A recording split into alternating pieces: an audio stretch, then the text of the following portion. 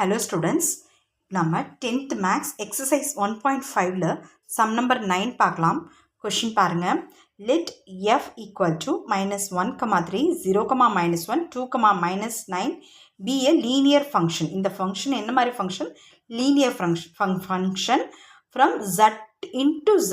zங்கிறது integers. integersனா என்னென்ன வரும்? minus numbers, 0 plus numbers. இது எல்லாமே integersல வரும். இதில் டெசிமலோ ஃப்ராக்ஷனோ வராது. இதுதான் integers. integeரோட சிம்பிள் வந்து z. ஓகேவா? என்ன கேட்குறாங்கன்னு பார்த்தீங்கன்னா ஃபைண்ட் f of x கேட்குறாங்க. இப்போ f of xங்கிறது என்னன்னு கேட்டிருக்காங்க. பாருங்கள், இந்த அந்த ஃபங்க்ஷன் என்ன மாதிரி ஃபங்க்ஷன் கொடுத்துருக்காங்க? லீனியர் ஃபங்க்ஷன் கொடுத்துருக்காங்க. அப்போது நம்ம let f of x is equal to ax plus bன்னு போட்டுக்கலாம். இதுதான் லீனியர் ஃபங்க்ஷனோட ஃபார்ம். அதாவது லீனியர் ஃபங்க்ஷனாக என்ன? எக்ஸுக்கு பவர் 1 இருக்கணும், அது கூட ஒரு கான்ஸ்டன்ட் இருக்கணும், ப்ளஸ் ஒரு பி வேரியண்ட் இருக்கணும். ஓகேவா? இதுதான் லீனியர் ஃபங்க்ஷனோட ஃபார்ம். இப்போ எஃப் ஆஃப் எக்ஸை நம்ம ஏஎக்ஸ் ப்ளஸ் பி, நம்ம அதை தானே கண்டுபிடிக்க சொல்கிறாங்க, நமக்கு தெரியாததுனால ஏஎக்ஸ் ப்ளஸ் பின்னு வச்சுக்கலாம்.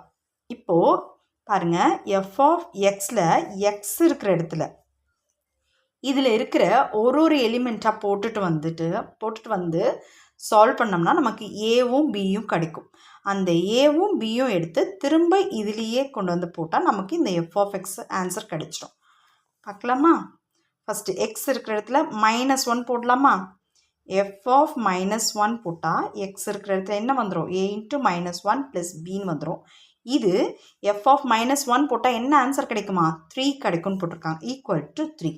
பாருங்கள், இது ஒரு ஈக்குவேஷனாக வந்துச்சு. -a + b = 3ன்னு ஒரு ஈக்குவேஷன். இதை 1ன்னு வச்சுக்கலாம். அடுத்தது செகண்ட் 0 போடலாமா? F of 0 = a into X இருக்கிற இடத்துல 0 போடலாம் ப்ளஸ் b. இதுக்கு ஈக்குவல் என்ன?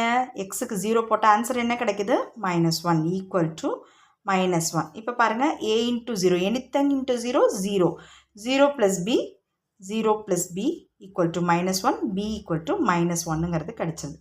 இப்போது பிங்கிறது நமக்கு டைரெக்டாக ஆன்சர் கிடைச்சிருது. இதுக்கு மேலே நம்ம தேர்ட் ஒன் போக வேண்டாம். இந்த பியை கொண்டு வந்து இந்த ஃபர்ஸ்ட் ஈக்குவேஷனில் போட்டாலே நமக்கு ஏவோட ஆன்சர் கிடைச்சிரும்.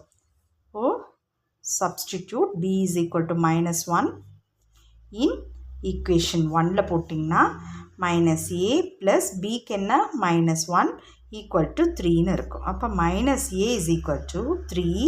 இந்த -1 இந்த பக்கம் போயிட்டா +1 ஆகிடும். இப்போ -a = 4. நமக்கு தேவை a தான்.